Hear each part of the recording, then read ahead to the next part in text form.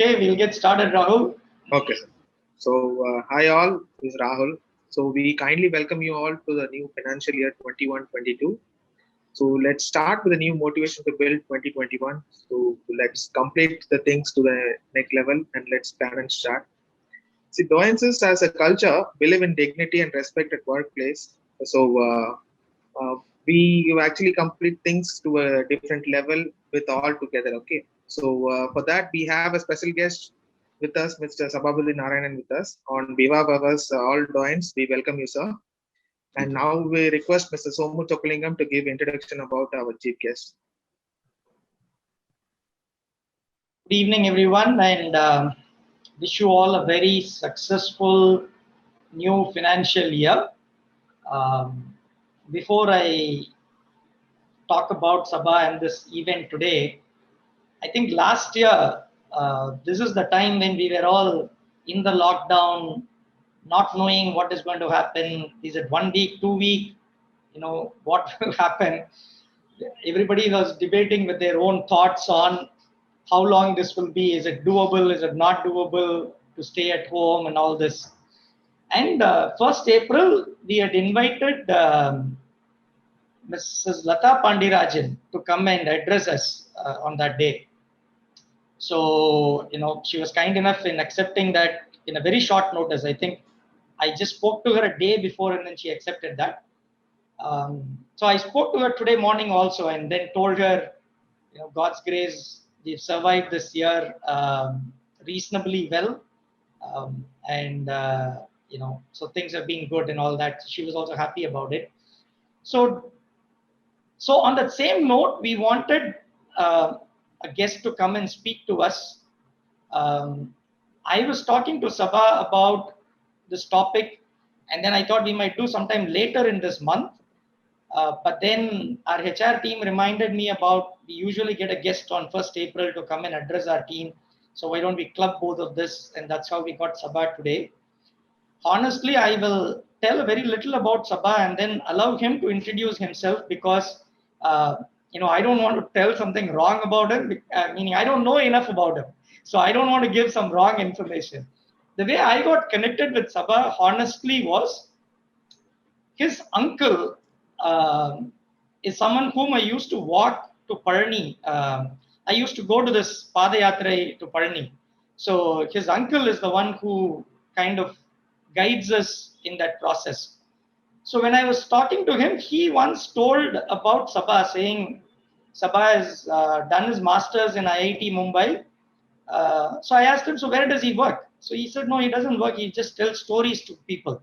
So I said, what do you mean? He said, no, that's his profession. He just says stories and he does this at corporate companies.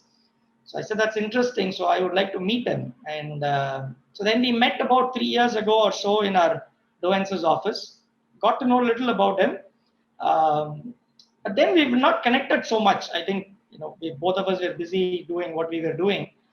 So now when we were thinking about inviting a guest, I thought it would be good to get Sabha to come and tell stories to us. So that's how I reached out to Sabha and said, a theme that we've been running for this year is about dignity and respect, because when we work remotely, all that human touch is kind of missing. So sometimes we get irritated even with some small things that happen. And so that dignity and respect is something we want to emphasize to people, we value this very high. Beyond your technical skills, your ability to deliver, dignity and respect is more important. So that on that theme, I asked Sabha to come and speak. So Sabha is also a founder of a fintech company, is what I understood from him. Interesting to know that after graduating from IIT Mumbai, I'm sure he should have got very interesting corporate jobs to do, but he chose to do what he really is passionate about, which is storytelling. So I will now hand it over to Sabha to give a little bit of more introduction about himself so people can get to know more about him, and then also talk about dignity and respect. One small incident I will quote on this topic before I hand it over, which came to my mind when I thought about this, was while we were, Sabha is definitely going to be a great storyteller, but I remembered a story, so I said I thought I should share that story. My first job was with Wipro Infotech. So Premji was a big inspiration for me. I've seen this live happening. So in Bangalore, we were there for, I think, one of the kickoff sessions for the yearly event and all that. So in that after that function was over, we were all going there for dinner. So people were in queue for dinner. Right now, Premji came halfway through. We were late to go for the dinner. Premji was also talking to a lot of people. He came late. Few security guards were standing in front of us who were there to pick up food. They were in the queue. I was behind them, and then Premji came and stood behind some of my friends. So the security guard went to him and said, "Sir, come and take the food. You don't have to be in the queue." Now, Premji said, "No, the rule is rule for everybody, and I will stand in the queue." Right? I think that's dignity, equality for everybody, and trying to respect other people. More than respect, it's about trying to be equal with everyone. I thought that was true example of dignity. The respect is something that you always yearn. So what he yearned as respect is what made that security to come and speak to Premji and said, "Come forward and take it. You don't have to be in the queue." Right? So that was, I think, what I could relate as dignity and respect. With that note, I will hand it over to Sabha to introduce himself a little bit more and talk on this topic. Over to you, Sabha. All right. So thanks, Somo, for that little snippet of a story. So in fact, I wanted to start this session with this question as to what do you understand in terms of what is respect and dignity. I think that he has clearly defined with the help of a story. So I think that I'll skip that portion of what I was trying to cover. So I've been doing corporate storytelling since 2009. Prior to that, I was heading marketing for an IT services company called Aspire Systems. And previous to that, I was working for an e-learning company where I was into sales. And in fact, I started my career in '98. That's when I finished my degrees. And since then, I have run 9 startups, of which one I successfully sold and one was a stress sale. And one I'm currently running. That's the one in the payment space. I wouldn't call myself to be a part of the fintech space because we don't do transactions per se. So we do mainly certification and testing in the payments industry. So that's a startup that I run. Okay. In addition, storytelling has been something that I have been pursuing for the last 11 years, and I have trained more than 800 people on corporate storytelling. So through my public workshops and all of it. So that's a brief introduction about myself. So in fact, in the year 2006, I was interviewed for the marketing position at Aspire Systems. So they called me up and said if I can come to their Siriseri office for an interview. Right. So honestly speaking, I did not even know where Siriseri was then. So I asked them, where exactly is this? And they said it's about an hour and a half from the city. So I asked them, so how do I reach there? And they said we have a cab that is starting from Adyar ICICI Bank at 9 a.m. So if you can probably board the cab, you can reach here by around 10:30, and we can start the interview process from 10:30. So I agreed. So I started from home at around 8, reached Adyar, and then reached Siriseri at around 10:15. I was interviewed by a couple of senior blokes, and that went on till about 12:15. And then they said, please hang around at the reception, we'll be back. And within a few minutes, somebody from the HR came to me and said, would you like to have lunch with our executive vice president? So I said, fine, I would love to. And this executive vice president comes out, and then he comes and shakes my hand. And then the first question that he asked me was, did you use the restroom? That was the very first question that he asked me. I was a bit surprised, and I said no. And he took me to the restroom. And after I used the restroom, while I was using the restroom, I was just thinking, if they actually give me an offer, I'm going to accept it. This is the kind of company that I want to work at. While it was not an explicit challenge that he was having to use the restroom, it definitely was an implicit challenge because he knew that I started at 8 o'clock and it's already 12:30. And if I haven't used the restroom, probably, I'm due for a bio break. And that was the first question that which he asked. And then he interviewed me, and then I met with their HR head, and then I met with their CEO on the same day. And all of this happened. And the next day they extended an offer, and needless to say, I accepted it. And I was with them for about 2.5 years. And I continued to consult them for a few more years after I left them to pursue storytelling. So that was culture at work, culture in action, right, as an organization. So culture is not something that you write it down on your website and then put it up on the wall in your conference, right? So that is something that we should do on a regular basis. That is something that we should practice. So this was culture in action for me. And in fact, I impressed upon the HR people there. They use this as a story in their pre-placement talks when they go to different colleges and all that as a part of their organization culture. So that's how it all began. So, and since the time I spoke to Somo and we agreed on having a conversation on this topic, respect and dignity, I have been talking to multiple people about their definition of what respect is and what dignity is, right? So, and many people are stumped when it comes to these very common words because it is fairly abstract. Okay, you can't explain an abstract word with a bunch of English words, right? So it has to be done in the form of stories. It has to be done in the form of real life experiences and examples. And that's what I'm going to do today. Okay, I'm going to share a bunch of stories. Okay, so and that's the introduction that Somo gave as well, right? So I'm just going to share with you an instance now. So imagine you have been working in a job for a while. Okay, you enjoy your work, you know what you have been doing, and you take pride in the results that you produce. But one day, things change. Perhaps a new boss is hired. It doesn't talk to you or your team members in sufficient depth to understand what works well and what challenges you face. And when you offer suggestions to improve, the manager does not listen to you or ignores them. And new policies and procedures are set in place that are out of context. So they basically rob you of the investment you have made in your work. Your ability to produce value for the organization is diminished. And so is your morale. Okay, so these are probably some of the worst experiences that people have with their leaders and their managers, right? Because these leaders undermine the dignity of work.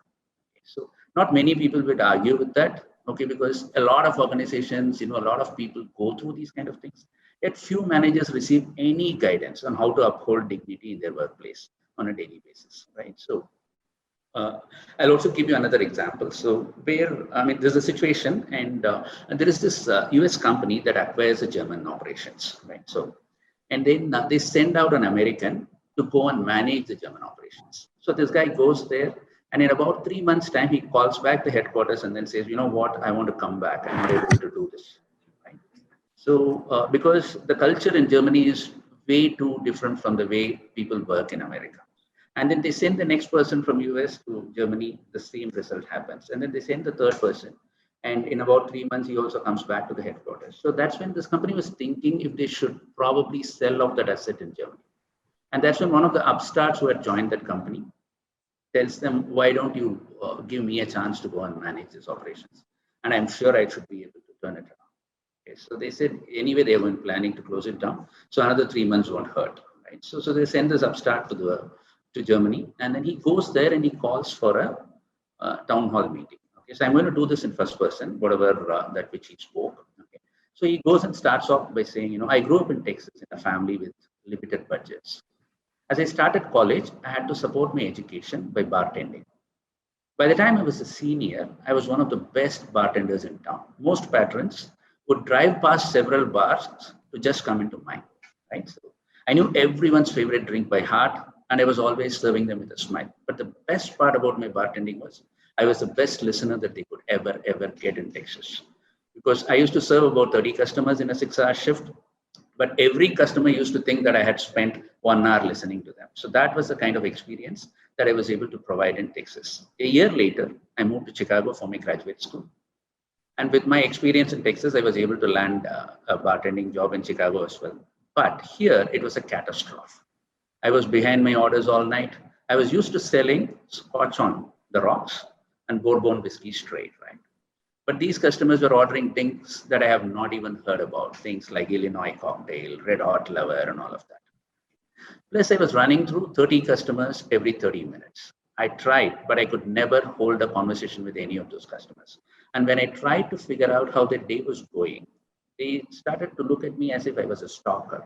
At the end of the shift, the owner of the bar took me aside and he said, tomorrow night, you come over here and then just sit and watch and not clock.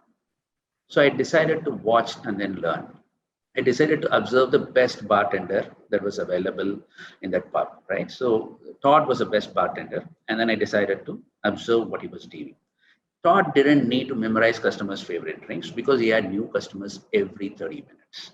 He made eye contact with customers and yelled at them as to what they wanted. This was something that they would have considered rude in Texas, but whereas it was business as usual when it comes to Chicago. It took me about 2 hours of observation to learn the techniques that I needed to survive in that job. I learned two very, very important lessons that night. One is what made you successful at one place would not necessarily make you successful at another. And the second learning was, if you have to become successful, learn from the best people that are available, right? So these are two things that which I learned. I'm looking forward to getting to know each and every one of you over the next few months. I'll be the one sitting at the end of the bar, watching you and learning.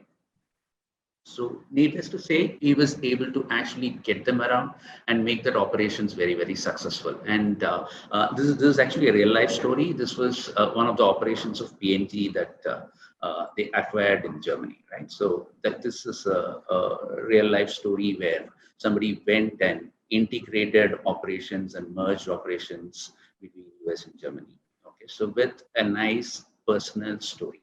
Okay, so because now people are able to figure out that it is very, very relatable to them. And then they think, okay, this guy understands that it takes different skills to work with us, right? So that's how this whole thing was done. So dignity as a word, it involves recognition, it involves trust, it involves autonomy, it involves self-mastery and all of this, right? So that's why, hi, how are you? Or a good morning are such a big deal in any organization, right? So I'll also give you one more example. Okay, so when I was at Aspire, so all the heads of the departments were called for a meeting every quarter. And the only things that were discussed was treat your vendors with respect. Okay, because as they are vendors to us, we are vendors to multiple companies in the US and elsewhere, right? So the way you want yourself to be treated, and that's exactly the way you have to treat your vendors also. So the most important thing that was given to us was, whenever you receive an invoice from your vendor, it either you approve it within 48 hours or you go back to them with queries within 48 hours. It should not be lying on your mailbox or on your table for more than 48 hours. Once it is approved, it has to be sent to the finance team. And once the finance team receives it, they'll have to clear the payment on either one of the two payment cycles. We had two payment cycles. One was on the 5th of every month. The other one was on the 17th of every month. So it has to be made either on 5th or on 17th. And just in case if a vendor requests payment urgently or they need an advance to perform a job, exceptions will always be made on the request of the manager, and then the finance team will make the payment to the vendor and make sure that the vendor is happy servicing us. So this was something which was very, very, very, very important for the organization, and they used to do this for 10 minutes every quarter, because we knew whenever we are called for that meeting, we knew what needs to be done. And it is more as a reminder on a quarterly basis that was told to us that any invoice has to be cleared within 48 hours. At least should be approved, or queries, anything that you have should be raised within 48 hours. So that's the biggest learning that I had when it comes to respecting your vendors, because vendors are a part of your ecosystem, right? So it's not just about the people who are employed and the promoters of the organization.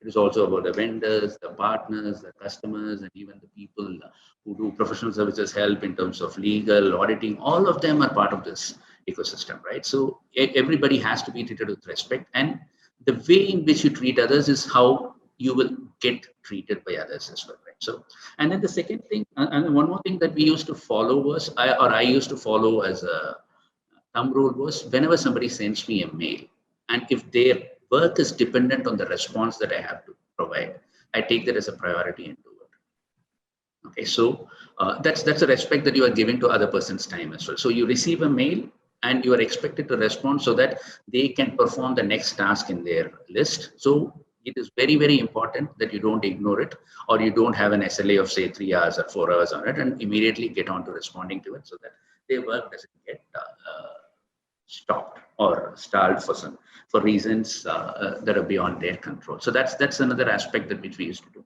In fact, when I was running marketing there, so this is a very interesting thing. So I was managing a team of about 22 people, right? So and of which 8 of them were message owners. When we say message owners, I mean these are people who look at different delivery units, okay, from the marketing angle. So, and these are people who were responsible for generating leads, and they were working really, really hard.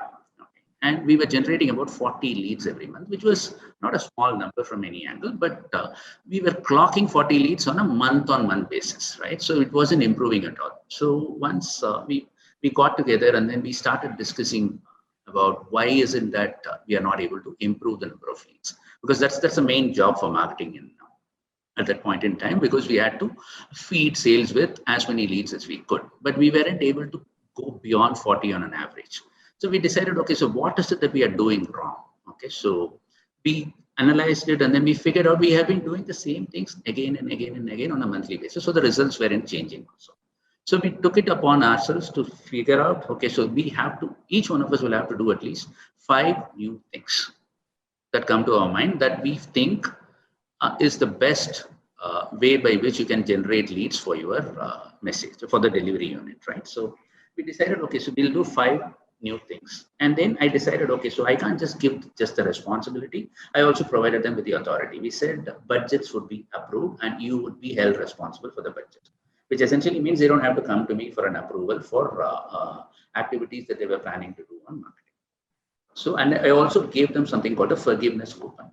I told them anything that which you try and fail, nothing would be held against you, and it would not reflect on your appraisals. Right? So this was a big concern that everybody normally has, right? So the moment I said this is the forgiveness coupon, anytime you try something new and it fails, you just give me this coupon back. Okay, I told each one of them you can use up to 10 forgiveness coupons for the rest of the year, and we had about 7 months left for the financial year to get out. And I said, you can use up to 10 coupons, which essentially means you can at least try 10 new things and fail, right? So we started off, and then in 6 months' time, I received about 6 coupons. And the number of leads went from 40 to 100, close to 100. Okay, so we are on an average, we are doing about 94, 96 leads every month. So this 2.5x increase in the number of leads happened for a simple reason. I mean, as an organization, we trusted the people and gave them greater ownership about what they were doing, right? So that's what made us to, increase the number of leads by 2.5x times. Okay, and then in the year 2013 or so, I was consulting an organization in Bangalore, and they got into a project with Bank of America. Okay. And it was the first project for them from Bank of America. And they felt that them delivering this project would lead into a long-term engagement for them. So they assembled about 6 people from different offices of theirs to deliver that project at Bangalore.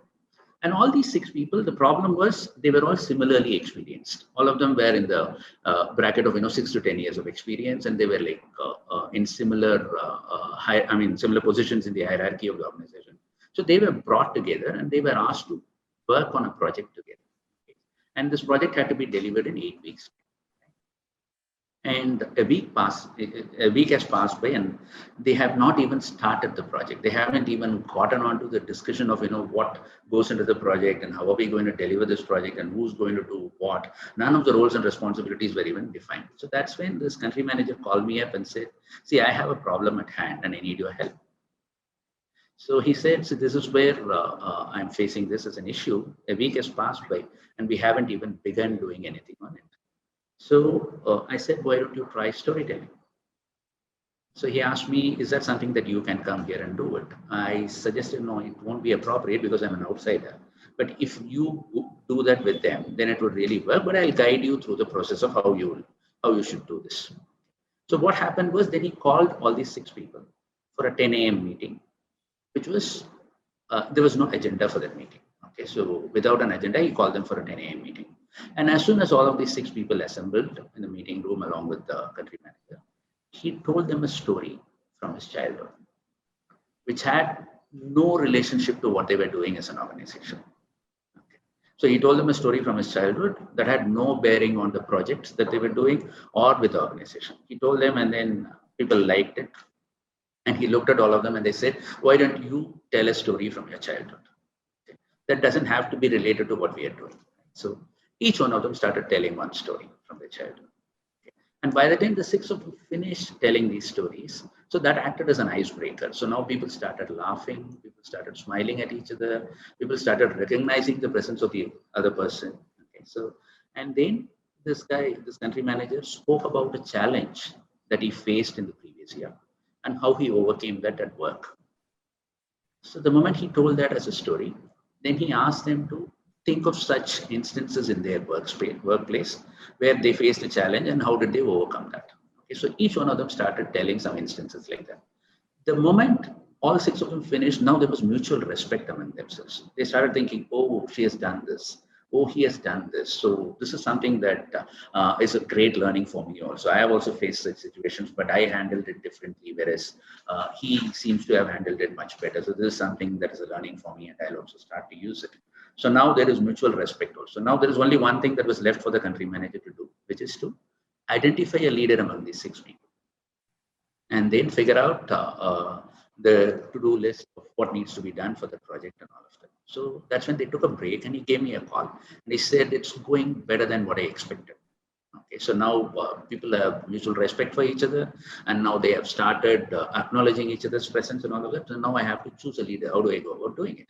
I just told him, ask them who has got the maximum number of siblings and give that as a reason to make them the leader. Okay, so he went back, and it so happened there was one girl among them who grew up in a joint family with 7 cousins.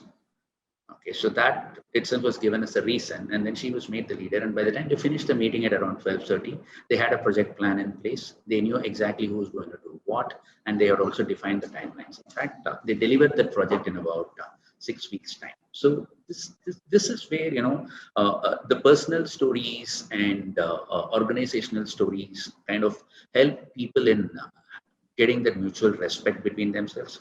See, the biggest problem is most often than not, we don't talk about experiences, right? So as organizations, because the moment you are asked to present something, the first thing that we look for is a PowerPoint deck. Okay, so and we start putting in information onto that, and then we start promoting. I mean, it's not a problem with just any particular organization. I mean, I would attribute this as a problem with higher education, right? So even when we were doing our post graduations and management courses, we were taught to use PowerPoints. So that's the first thing that comes to our mind as soon as somebody asks us to present. So in fact, I went and presented at Great Lakes Institute of Management on storytelling. Okay, so they invited me for a guest talk of 90 minutes. Okay, so once I agreed, they asked me for my profile. Okay, so I sent my profile in the form of a story.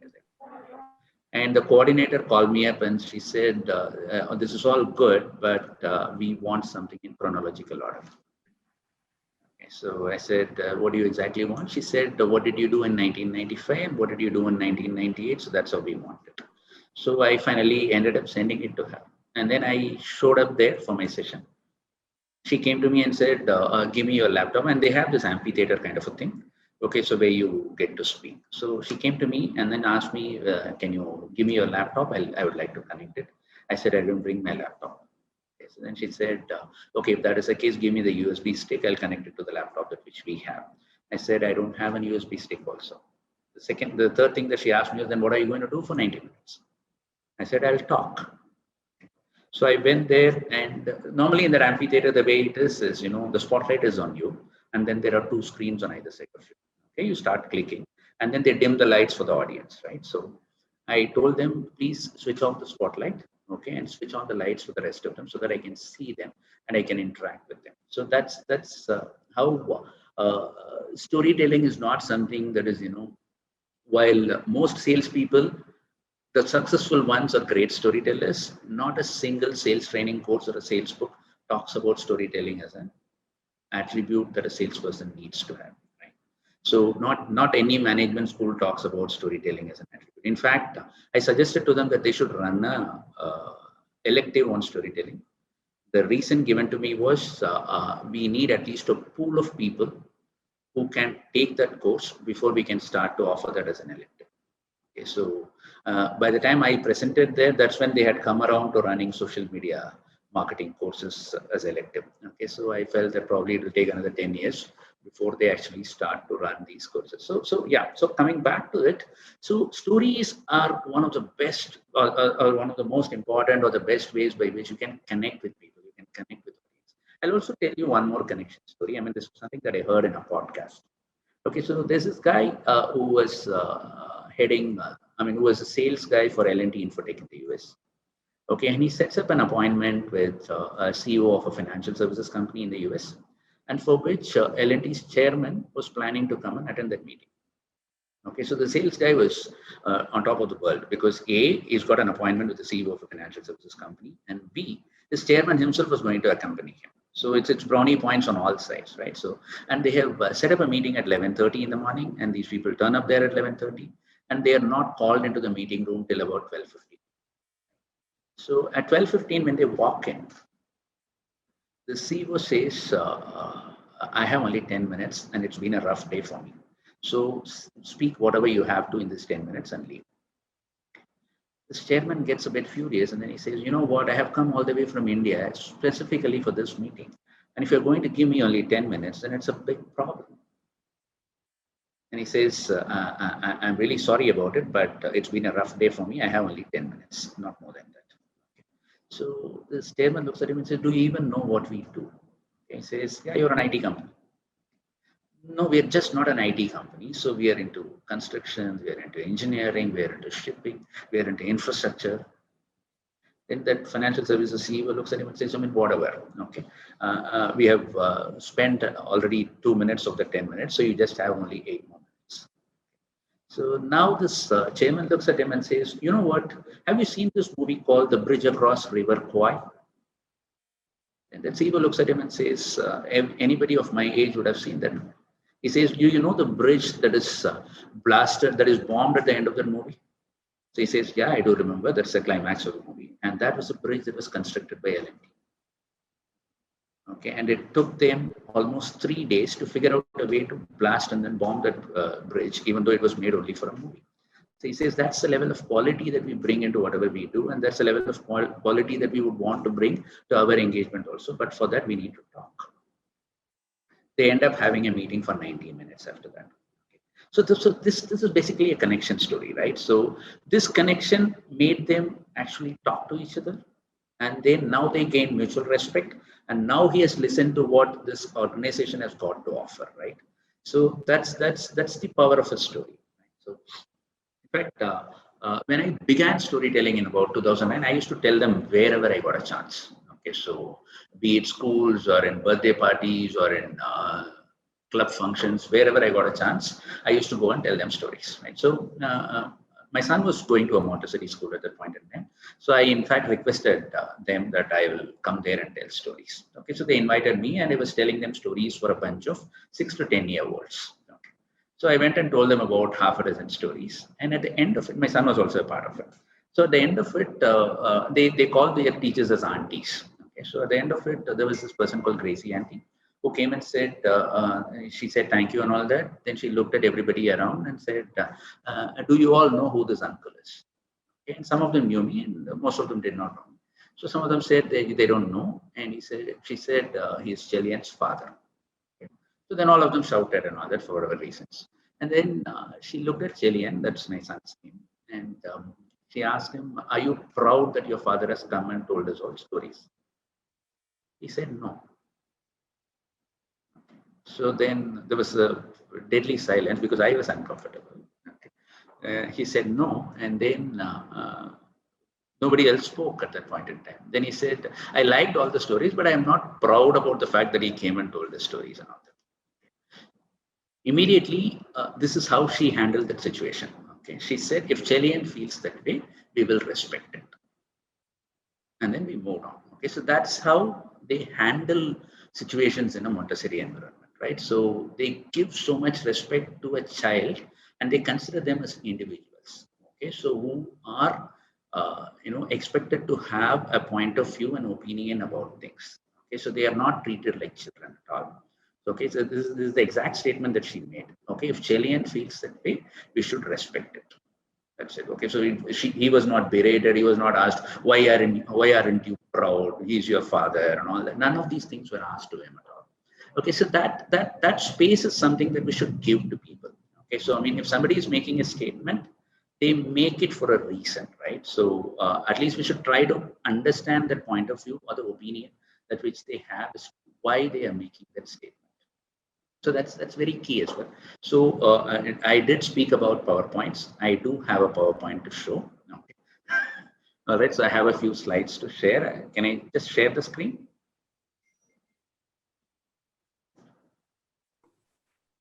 I think, yeah. All right. I think you should be able to share. Yeah, so now I'm able to, right? So see, this is something that I took from this Journal of Organizational Behavior. So 93% of employees in an organized setting, okay, so they experience workplace incivility. So when I say incivility, it's people being rude, people not respecting each other and all of it, with 50% of them experiencing it minimally every single week. Okay, so in fact, I was talking to you about this Montessori school, right? So where, in fact, when I put my son in Montessori, I had no clue about what Montessori education was all about. Okay. And then I started learning it and I was so fascinated by it. Okay. So I read about 60 books from their school library. Okay, so they had about 85 books written by Dr. Maria Montessori, and I don't think even the teachers in their school have read so many books. I read about almost 60 books. I took down notes. Okay, I used to regularly participate in parent events that are conducted in that school, and then I used to go and buy things for the school on their behalf and all of it. So I was getting so involved in it. I finally ended up being their board member and all. Okay, so in fact, I taught chemistry and biology at that school for senior school students on a part-time basis. So I had my own methods while fulfilling the needs of the curriculum. So they liked the methods, and the school administration also appreciated what I was doing, and the children also liked it. So what they did was they made me train all the other teachers on my methods during the summer. So I spent about 15 days with them, I mean, in staggered form, 2 days every week kind of a thing for 7 weeks. And I trained them on those methods and all of it. So that was also appreciated. And then eventually what happened was they made me the coordinator for their high school, right? So coordinator's job is mainly to do with administrative tasks and not about teaching or speaking. So an administrative task was not something that I was really enjoying, right? So, and then they started putting a lot of pressure on. Okay, so in terms of, lesson planning has not been done, course planning has not been done. So those are kind of things that people started talking to me about, and it was getting tough for me because that's not something that I was really liking. So, and then I actually felt that, the space is becoming incivil, right? So, and then I went and told them that this is the reason why I don't want to continue, and I quit. So that's when they were willing to, retract back and then say, you know what, you can possibly go back to doing what you were doing earlier and not do this activity. By then, there's a lot of water that has flown under the bridge. So I decided to opt out and come out. So that is in a place where I liked, which I liked the most, the kind of job that I was doing there. I liked it the best. Despite that, any kind of treatment that's bordering on disrespect, you really don't want to continue working there, right? So, and then they also estimate, this Journal of Organizational Behavior, that the loss for an organization is about $14,000 per employee annually. Okay, so when they are not treated with respect and dignity. And for Doyences, we are talking about $2 million lying on the table, right? More than $2 million lying on the table with 150 plus people in the organization, right? So that's something that you should be very careful about, because this cannot just remain as the value of an organization that is in a plaque or on the walls of your conference rooms. This is something that has to be practiced very consciously. Okay? And then if you notice somebody who's not practicing, irrespective of whether they are seniors or juniors, you should be able to stop them then and there, and then confront them and tell them, this is not something that we are known for as an organization. So that level of transparency should be allowed in an organization, right? So I have some disturbing questions also, which in our everyday life we'll have to probably take a pause and ponder. So, but can you turn it into presentation mode? It's it's better now. That's good. Yeah, thank you. All right. Yeah. So I mean, these are some of the disturbing questions. Okay, so do we treat waiters in small restaurants the same way that we treat a well-dressed waiter in a 5-star hotel? We normally don't, right? So because our brain is tuned differently.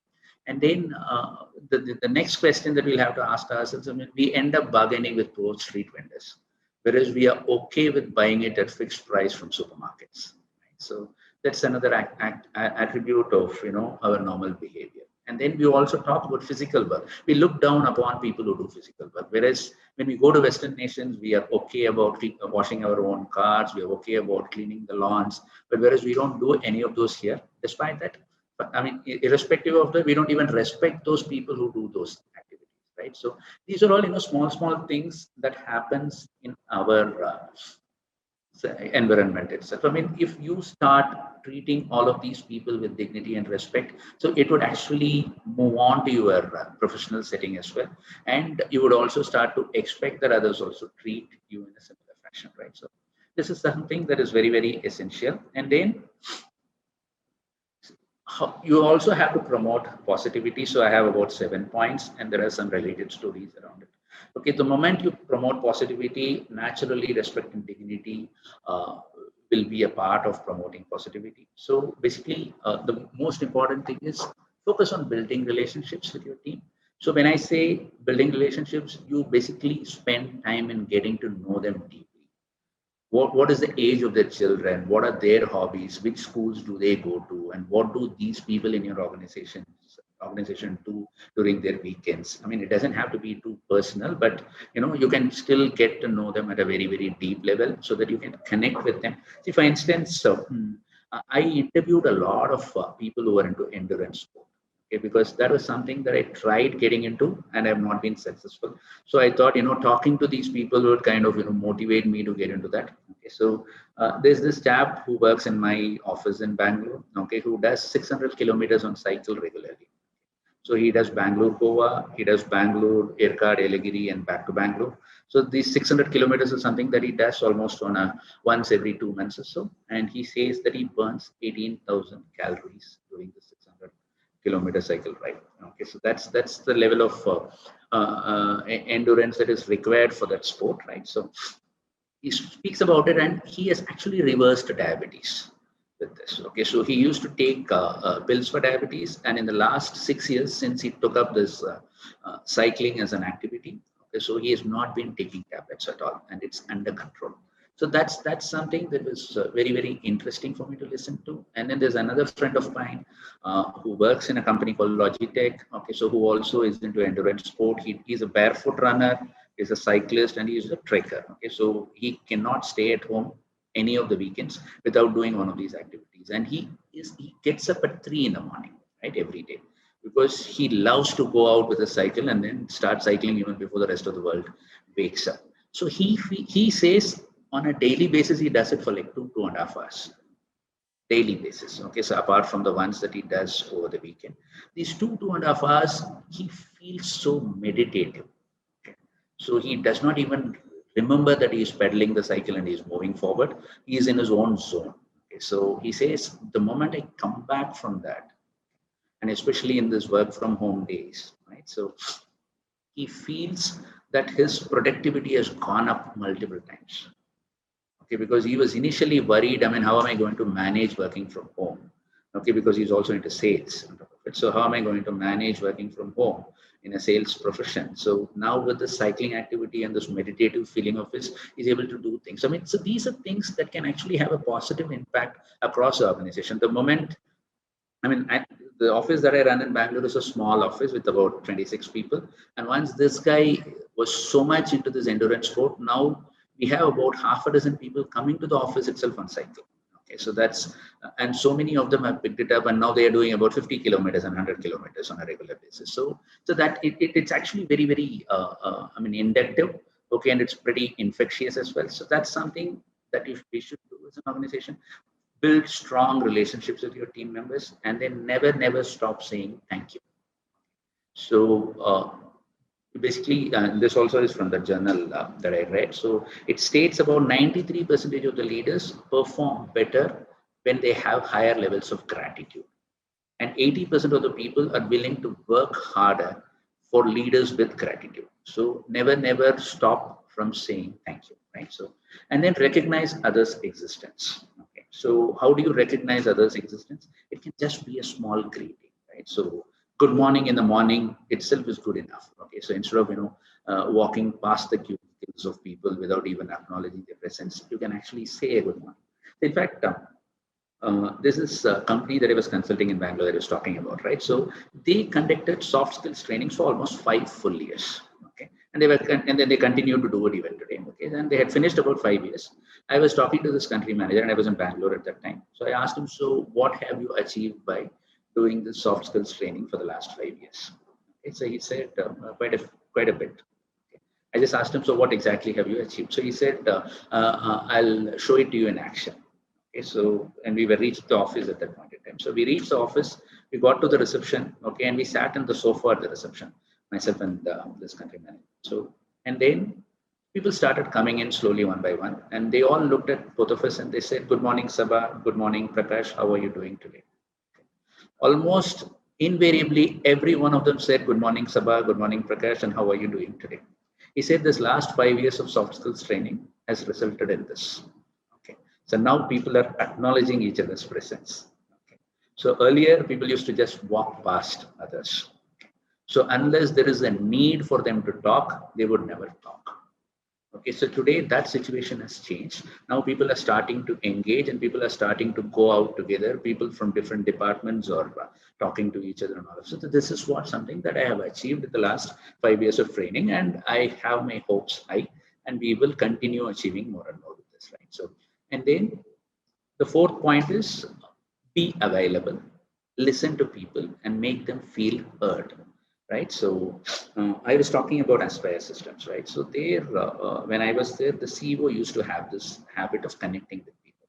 How do you connect? I mean, as a CEO, if you call them into your room, it's going to be a formal affair, right? So he always sits with different people for every day for lunch, right? So he comes to the cafeteria and he identifies a table where he has not met any of those people, and he goes and sits with them and has a conversation for like 20-30 minutes when he's having his lunch. So this, he made it as a policy. So this made him very, very approachable because everybody in the organization thinks, okay, the CEO had lunch with me, and he talks normally the way we do, right? So he's not somebody who's like too different from us. Okay, so he talks a lot of relatable things. Right. In fact, I'll tell you a funny anecdote. In fact, one of those days we were having a meeting at around 12, and we finished the meeting, and he said, "Why don't you join me for lunch?" So we went into the cafeteria, and he was choosing a table to sit. Okay, and there were a bunch of fresh people who had just joined that day, 3, 4 of them, and we went and sat there. And then he started chatting them up and then said, "So how do you like this organization? What is it that you like the most on your first day?" and stuff like that. So they were answering. And one of these kids did not know who he was.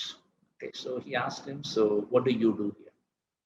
So he didn't want to say that I'm the CEO of this organization. Instead, he said, "I make sure that I oversee things here and make sure that everything is running smooth." He said, "No, I don't follow it." He said, "No, I make sure that things are running smoothly here." So he said, "Is there a job like that?" Okay. He said, "Yeah, that's what I do." Okay, so can I also get to do that job? Okay. He said, "Yeah, in a few years' time, you should be able to do it." And then I had to really intervene at that point in time. And I told him you should at least look at the website before joining an organization, right? So, and at least understand who are the who's who of that organization. And I told him he's the CEO of this company. So that's a level of conversation that he used to have. I mean, those days we were about 500 people, and today I believe they're about 4,000 people. I'm not sure if he's able to continue doing it now because 4,000 is a large number, right? So so basically be approachable at least to your reportees so that they feel that it is easy to have relatable conversations with you. And then be very, very considerate. Okay, so and choose the words that which you use very, very carefully. See, for instance, there was one organization where they had a fantastic marketing head, okay? And he left them for a reason that things were not spoken to him in the right way. In fact, I'm still in touch with the marketing head because I used to coordinate with him and I was consulting them. And he left them for 2 reasons because his boss spoke 2 sentences to him. One was, "Are you on top of everything that's happening in marketing?" Was a question that was asked to him. Okay, so are you on top of everything that's happening in marketing? So which is a very, very loaded statement, right? For somebody who's a performer. So he didn't like it. And in subsequent day, he was sent a mail by his boss for which he took about 3 hours to respond. Okay. And for which he received a response stating that when I asked a question, I expect an answer to be given immediately. Okay, so these are two statements that made that person leave that organization. So it's very, very important if you want to have the A players as a part of your team that you be very, very considerate and choose the words which you use. And however hard they tried to retain him, he did not stay back. Okay. That resulted in me getting one more customer because he went and joined another organization as a marketing head. Okay, so and that eventually became my customer. Right? So, and then show respect for the past. Okay, so I mean, a lot of times what happens is, when you join an organization as a new person, you go there and then blast everything that was done previously and then poo-poo what was happened and all that. And then you bring in new processes and policies and all that from from the backlog that you already have. So that's being very, very disrespectful to the people who have done the job previously, right? So it's very, very essential that you show respect for the past. Okay, and then the most important thing is be on time every time. And then you can always say no to a meeting as long as you have not accepted the request. Beyond that, if you have accepted the request, there's no point in coming 10 minutes late and then apologizing for being late, because that's being very, very insensitive. Okay, yeah, these are some 7 things that I put together for promoting positivity. And some final thoughts are be fully responsible for respect and dignity in the workplace. So you are the most important person. The organization need not provide that as a value system. You as an individual will have to bring that as a value system, because whatever you do or fail to do makes a difference when it comes to having the value system, right? So, and be brave. It takes courage to stand up. And if you think that there is a wrong that is being committed in terms of culture, you should stand up and question them. So that's the respect that you should have towards your coworker, towards the organization, and towards the culture that you have built. And practice respect and kindness daily, and then spend a few minutes reflecting on it on a daily basis as to, did I treat people right today? Okay. So did I get treated right? Okay. So that's as important as you treating others right. Right. So, and then be part of the solution and not a part of the problem. Okay. Respect, after all, is everyone's responsibility. I think I'm kind of done so more, Rahul. So very much thank you, Sabhabadi, for the in case if you want to have some kind of a discussion around this, we can have it also. Yeah. So now we'll move on to the QA. So any of you guys wanted to start with the QA, you can guys start with it.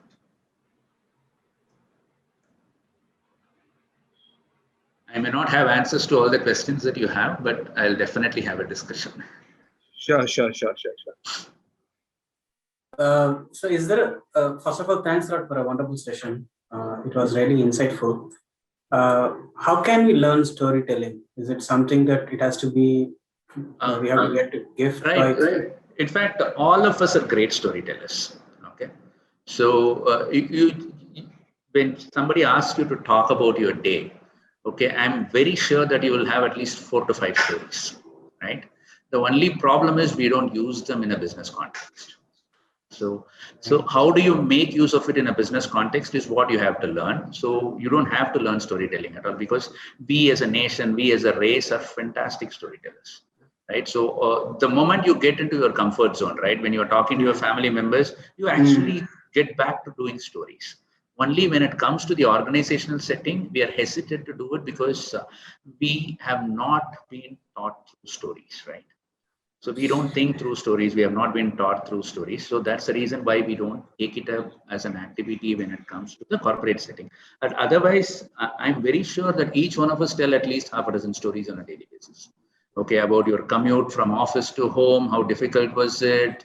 And what kind of nuisance did you face on the way? Okay. Right. So all of these are stories that which we share. The only thing is we don't share them in a business context. So see, in a business, the difference between a normal story and a business story is there is only one thing, which is you have to make a point in a business story. You have to have a purpose for doing a business story. Whereas in a normal story, you don't need that purpose. So the moment you identify the purpose, the story will flow. Purpose. So, there has to be a purpose for why you are telling that story, right? So you are trying to achieve something, you are trying to persuade somebody, you are trying to influence somebody, you are trying to get your point across to somebody. So exactly. In fact, now that you asked me about storytelling, see, there's this book called Made to Stick by two authors called Dan and Chip Heath. They talk Okay. about how to make your communication sticky, and they call something called a test of three. Okay, so whenever you tell a story, right? So Okay. you have this test of three. Can you understand? Is the first question. Okay. Can you remember it a week from now, a month from now, or a year from now? That's the second question. And can you retell without losing its essence? So this is what they call as a test of three. And in this test of three, stories actually score very highly, because once you hear a story from me, right? So it's very likely that you'll understand what is being said. You'll very likely remember it a year from now. You'll very likely be able to retell without losing its essence or the meaning. You may use different words to Okay. tell that story, but you will be able to tell that story effectively. So that's the test of three, right? So we still remember the stories that were told to us by our grandparents and the ones that we read in Ambuli Mama, Chanda Mama, and all of that, right? True. Why is Right. it that we remember those stories and not remember the theorems that we have read? It is because stories are easy to understand, right? So Right. that's the fundamental of story. So yeah, in a business story, you also have to make a point in addition to telling the story. Wonderful, sir. Thank you. Thanks a lot. Thank you, Sabha, for this wonderful session. This is Prakash. Yeah. Just one quick question, which is that since the early school days and all, like when we, most of the time we come across, say something, don't tell stories. There's Right. an excuses, right? Mhm. Don't stop telling stories and then do that. So probably there is something which, or even in the office or in the professional environment as well. Sometimes we also get into the mode, okay, when somebody tries to say something to justify their point, right? The patience is not there to listen. Absolutely. So that's why, yeah. We say that don't tell stories. Don't tell. It is seen as an excuse. So changing that mindset, right? Looking, Right. after listening through what you have been saying, that definitely there is something, a change in the viewpoint that we need to follow. So just a few tips around that. Yeah, I'll give you a couple of pointers. Okay, so don't start with once upon a time in a business context, right? So that puts off people. Or, you know, when you read business storytelling books, right, they'll say these are the 6 most powerful words, which is let me tell you a story. Okay? Don't ever use it in a business context. Okay, so don't go and announce to people that you're going to tell them a story. So you just start off on the story, then people would listen. Okay, so how do you start off on a story? I mean, just imagine you're all sitting in a conference room, 10 of you, okay, and people are talking something, okay, and Prakash just gets up and then says, that reminds me. Okay, he starts with that reminds me, and now I'm very sure the remaining 9 people will stop and listen to you, because that's a story pointer, but you are not saying, let me tell you a story. Or if you want to transport somebody to something that is happening, you use this word imagine, right? So instead of saying once upon a time, imagine a situation where we do this, we do that, and all that. So you're transporting them to the future, okay, of a situation, in terms of a situation. So the moment you use that, then it becomes easier for people to relate to what you're saying, and then keep it as short as possible, right? So a story should not go beyond, say, 2 to 3 minutes. Okay, so you should be able to make a point. Maybe I'll just give you an example. Okay, so it's an anecdote. Okay, so I normally use it for stressing on the importance of a story. So 2 CEOs set out into the woods for a weekend getaway, and they spot a grizzly bear at a distance. And one of them coolly pulls out his backpack and takes out his pair of shoes and starts to put them on. The other CEO looks at him and says, you must be nuts. You can't outrun a grizzly bear. To which the first CEO responds, I know that I can't outrun a grizzly bear, but I sure as hell can outrun you. Okay. So this, in a nutshell, kind of gives you the importance of competitive advantage, right? So competitive advantage is all about being better than your competitor. You don't have to be the best in that domain, right? So even if you're slightly better than your competitor, that itself is a winning proposition for you. Right. So in this case, this is easy to understand, this is easy to remember, this is easy to retell as well. So that it also fits into that list of 3. Right. So in a business context, yeah, as you rightly said, even from our childhood, people have always berated us with, you know, don't tell stories.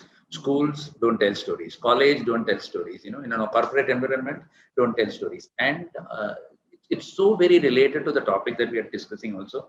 Never ever use that word in an organizational setting, because that is kind of belittling the other person, right? When we say don't tell stories. So So that's not actually showing respect and dignity towards the other person. So even if you want to make such a strong statement, it should be made very politely. Thank you. Thanks, Subha. Thank you.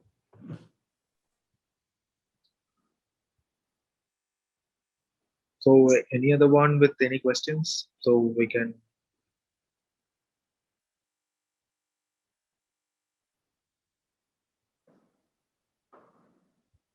So we'll move on to the next monthly awards. If say Mr. Sabhabadi has some time, we can't move in with that. It's okay. That's going to be boring for Sabha to be hanging around. Right. So maybe I'll leave. Yeah. Yeah. Right. We should let him have his evening. Thank you, Sabha. Thank you so much. Thank you so much, yes. everyone. Thanks for being here with us. Thank you. It was very useful. Yeah. Bye-bye. Thanks a lot, sir. Bye then. Thanks, Raghu. Thank you. So was Mr. Sabhabadi. You are on mute, Rahul. Yeah. Hmm. Yeah. Now also.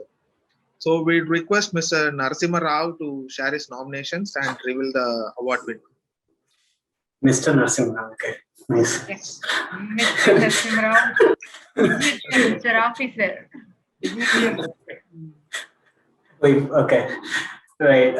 So we have 2 star performers from the database team, and they are really a very consistent and a very good performers for a very long time.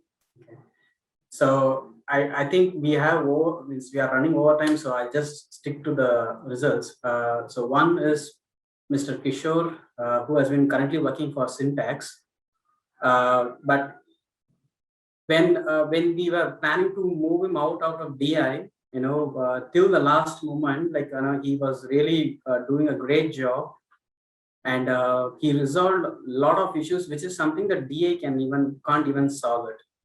Okay, so thanks a lot, Kishore, for your great work. Continue to do that, and he is one of the star performer. Kishore, any words? So I'm just doing what I'm getting, and fortunately I'm blessed with great mentors, so maybe that helps me a lot to increase my skill set and as well as knowledge and to implement in the project. So yeah, I'll continue to do it. So thank you. Thanks for nominating me. Right. And the second star performer is Asif Hussain. The reason behind that is, he took one project with one of our new customer. It's very it's very sensitive for us as well as for the customer, because it's a very challenging environment, very aggressive deadline, and he's supposed to complete within a month, and he worked day and night to streamline and then implement it. And customers saw a very it gave very good trust and credibility of Doensis to the customer, and with that reference they started giving us multiple projects. So thanks a lot, Asif Hussain, for your great work, and we are very sure that you will continue to do this, continue to do your great work again. Asif, any few words from your end?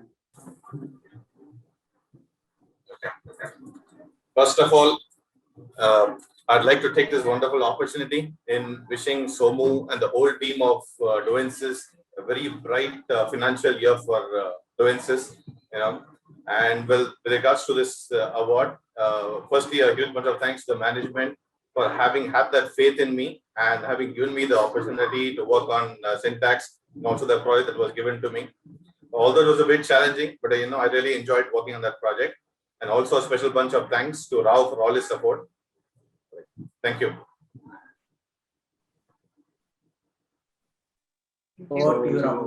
Yeah, thank you, Rao. So then next we'll move to Mr. Bala.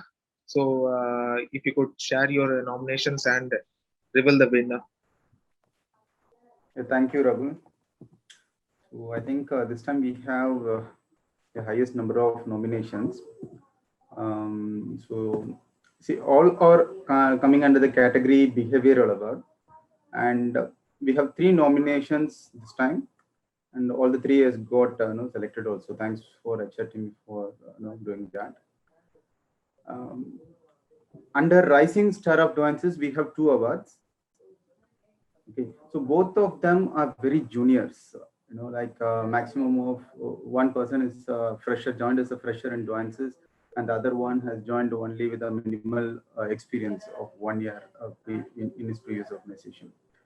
So, but the activity what they have done is direct interaction with the client, and there is one person who has worked in a non-Oracle technology earlier, who has taken a responsibility of doing a POC with a client for getting a project. And since the non-Oracle technology, we had a very limited exposure to that technology. So, but still, he, out of his his own limited experience, he asked the right questions with the client to take the POC into the right direction, so that it goes in a successful way. So for that purpose, I think we are I would like to thank Satish Srinivasan for helping us in that particular POC. Hi, Satish. Hi, Bala. Yeah, we would like to hear something from you on that. Yeah, Bala. Yeah. Thanks for this. Good evening, everyone. This is a great opportunity for me to showcase my talents, and also I didn't have much experience in that field, but my colleagues and teammates encouraged me to do that. So I can I can able to give it in a timely manner, and we have succeeded it while completing that POC. So that is that was helping us to get the project. And my managers and colleagues help me whenever I need a help, and wherever I'm stuck. They gave me great support to complete this POC successfully. I want to thank Vinod and Uday too. Their help is really so mean to me. Thank you, Satish. Okay. So the next person, whenever I approach him, whenever we give any task to him, maybe he might be very new to that particular task. He always say, like, I will try, and if any clarifications are required, I'll get back to you. So unexpectedly, even before the timelines, whatever we have allocated to him, he will finish off that work and come with some, successful outputs, right? Like, which can be put into use immediately, though he has been new. So even with that little experience, he was able to do the R&D works very effectively. So that is the reason, for which we have considered him for taking that responsibility and doing, showing an interest to learn new things. That is Mohammed Jabir. Hi, Jabir, you are there? Yes, sir. Yeah, share your experience. Oh, God. Jabir, no, sir. Okay. Yeah. We used to. And in front of Somi, you are putting me in trouble. Okay. Okay. No, Bala, yeah. Bala, 10,000 rupees cut. In the like, I was waiting for this opportunity. Because of you, I have got many thousands. Yeah. I can understand. Yeah, it is not like that. He also used to call me sir. So Jabir, one more 10,000 has gone for me now. Somu, you note this point. Bala is calling everyone as sir. No. It is not like with a. It is not like a higher. I think Jabir, you can talk about your experience in Nuances. I think. Okay. I don't want to lose further. Okay. Then it is fine, Bala. Yeah. it was a nice experience with working with you all guys, and thank you Doances family for recognizing me for this award. It is a great honor to receive this, and when I was joining at the time, when I was joining in the Doances family, I was not sure one day whether I can achieve this award or not, but I always try to give my level best, and I won't look into the results. So whatever I can do, that I will do, and I won't look into the results. And it is happened. Definitely, it is with the help of my teammates. And so I am using this opportunity to thank my teammates, especially Bala, for leading us through the best way from the front end. And Vinod, he has helped me in so many issues, and here, irrespective of time, even it is night or something, he is used to help me. And other team members like Satya and Satyajagan, they are all helped me for they are the reason and to achieve this award. So thanking all of you, and thank you Bala. Thank you Javed. Okay, that is on the rising stars of Doyances, and we have one more award, Stellar Doyan. I think for this person, much of an introduction is not required, so because you guys know him much better than me. He is known for innovative solutions. The only thing what I would like to say is, right, so whenever we say if you wanted to learn English quickly, then you have to think everything in English. Okay? That is the way of learning an English language. This is something I heard somebody saying this, in all the English coaching sessions. So similarly, this person, whatever we ask him to do, he will always try to do, think like how to do that in Apex, Oracle Apex. If I show him some PPT presentation, he will say this can be simply done in Apex. If I show him some Excel templates which I have prepared, then he will say you can do that much better way in Apex and much easier way in Apex. I will be like surprised. Is that can be done much simpler way than what I'm doing in Excel? He will say yes. So we are all trying to develop applications using Oracle Apex. He tried to talk to Oracle Apex, and he made Oracle Apex to talk back. So I hope you would have got who is that now. It is Satya Jagan, but unfortunately he is not here today with us. He traveled to his hometown for a personal emergency, but I'm very happy to recognize him. Talk English, walk English, breathe English, Madhuri. Talk Apex, walk Apex, breathe Apex. Breathe Apex. Okay. My thinking is to provide one more award, create one more award like that. Okay. Thank you. That's all from my side. Yeah, thank you, Bala. So it was a great thing from you. So now we have a special nomination from HR team, and that's going to be done by Ms. Preeti. So welcome back, Preeti. So now you can share your nominations. Thank you, Rahul. So good evening, everyone. And we have an award from our HR team to the person who has supported our hiring process and handled so many interviews in this quarter. So this hiring enabler award for this quarter goes to Mr. Palni Kumar from SCT department, who had taken 22 interviews in this quarter. Wow. So we congratulate him for his contribution. And Palni, we need your support forever. So Palni, it's over to you. Can you share a few words about this award? Hi Preeti, I am not expecting this one. Anyway, thanks to all. Thanks to HR team.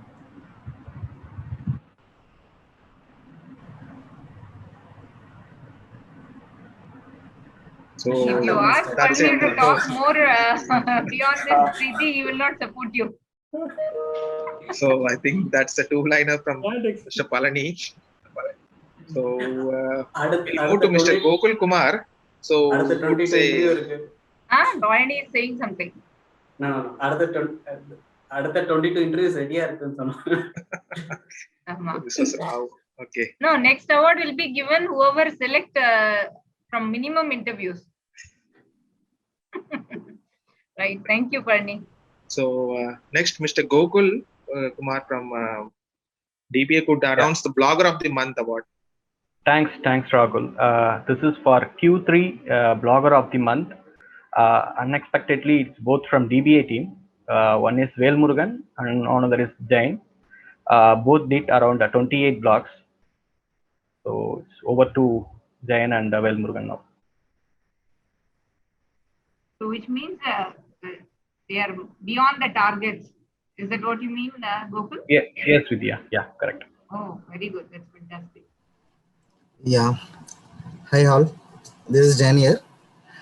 Actually, I didn't expect this kind of recognition which I will get for posting the blog, and it's purely the motivation given to me from the Rao Sin, because first 1 or 2 weeks we used to stuck for the content. After that Rao guided us like a YouTuber. You need to see everything as a content. Whatever you are seeing in the eyes, everything is a content, like that. He educated us. So based on the Rao guidance, we have just followed it and we can able to achieve it. That's it. Velmurugan available? Yeah. Hi. Good evening all. So thanks for this award. First of all, thanks Gokul for this award. So full and fully, it's Rav is the main reason for this award. So he's the main reason. Thanks. தப்பா எடுத்துக்க போறாங்க. நீங்க பண்ணதா சொல்லுங்க. இல்ல ராவ், நாங்க நடுவுல stuck ஆயிட்டு இருந்தப்ப அப்ப நீங்க தானே இறங்கி தள்ளி விட்டேன். வேற ஒண்ணும் Hey, Velmurugan, let Velmurugan talk.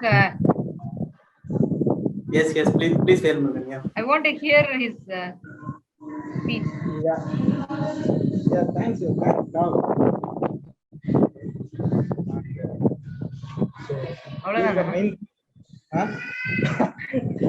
Sorry, unfortunately, I'm outside. I have to explain all things to Mahavadi. So I'm not able to put much words here. So thanks, Rahul, for this award.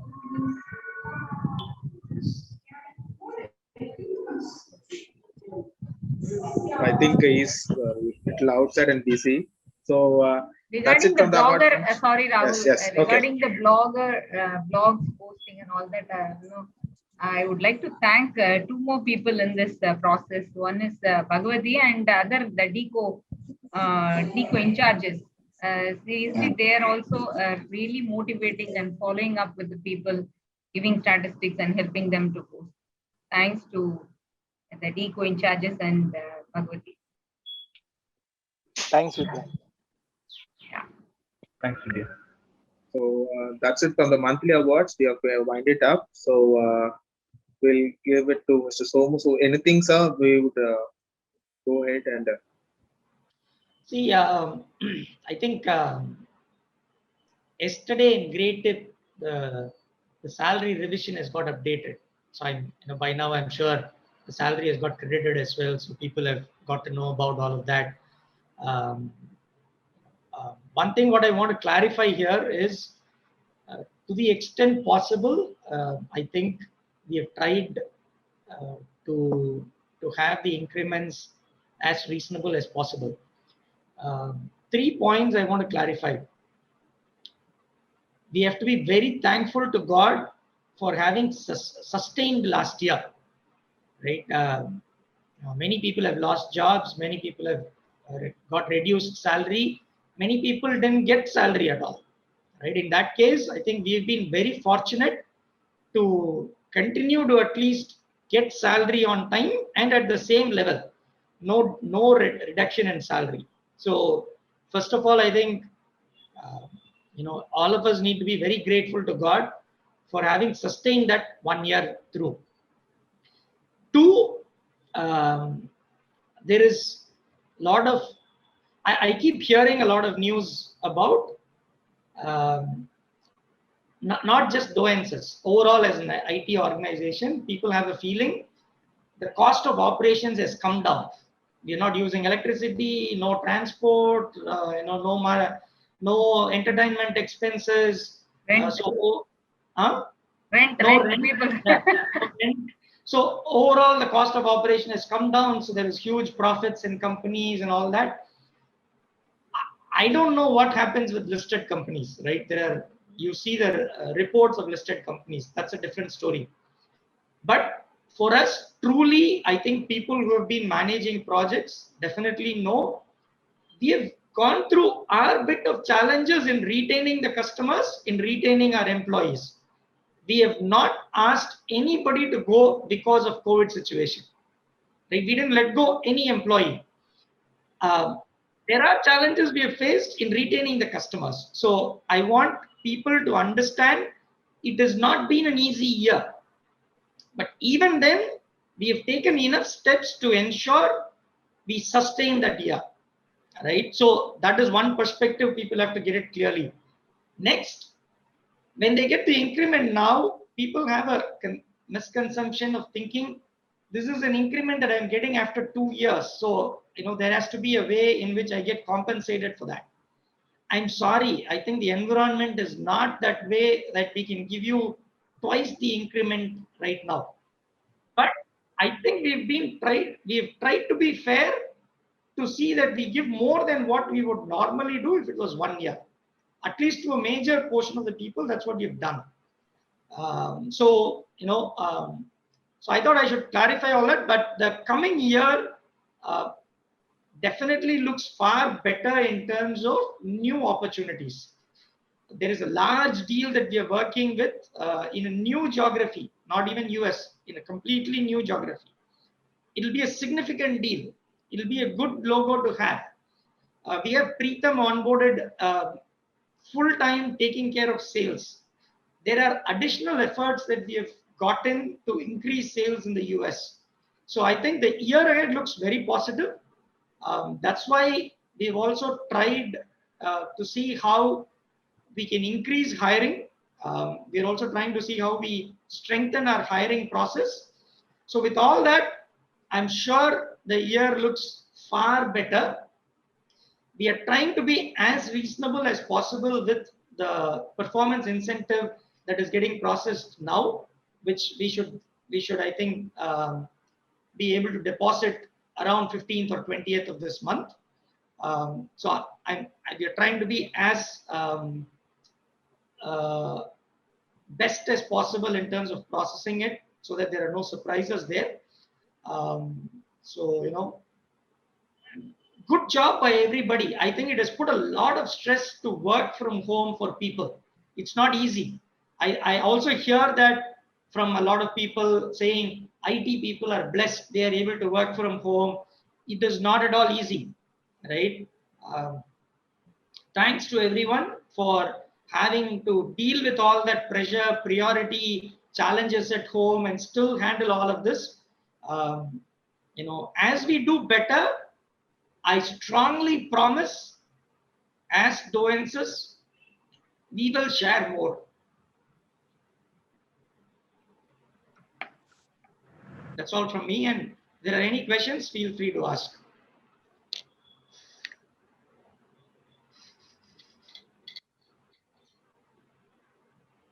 So Doences has been doing and sharing with the people who move, right? It be a gold coin or recognizing people who stay with us for a long tenure or performance incentives. People have got more than 100% every year. I have data on those people and all that. People will agree also. So definitely, Somu, we agree on your point.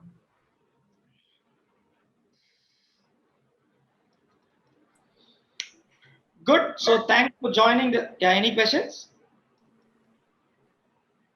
No. So good. Thanks for joining today and be safe. I think things are not so great in terms of COVID situations. Be cautious. Don't take it easy. Try and stay away from the crowd as much as possible and continue to do the great work. And see you then. Bye. Bye. Thank you, Rahul. Thank you, man. Thank you. Thank you. Thank you all. Bye. Thank you. Thank you. Thank you all. Thank you all.